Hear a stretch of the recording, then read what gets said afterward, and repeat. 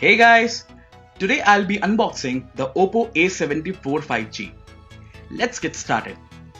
On the front, you can see the image of the phone. On this side, phone's name, and at the back, specifications of the phone.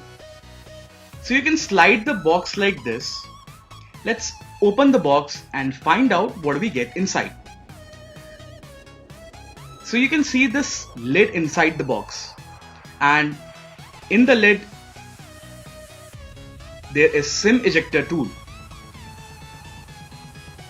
And next is documentations like safety guide and quick guide, which will give you information about the phone. This phone comes with a transparent back cover which will protect the phone. Here is the OPPO A74 5G. Comes with fantastic purple color, looks very premium. The phone has OPPO branding at the bottom and a 48 megapixel triple camera setup. Now we have USB Type-C cable for charging the phone.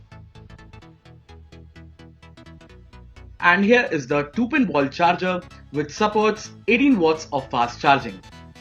So guys, that's all you get inside the OPPO A74 5G box.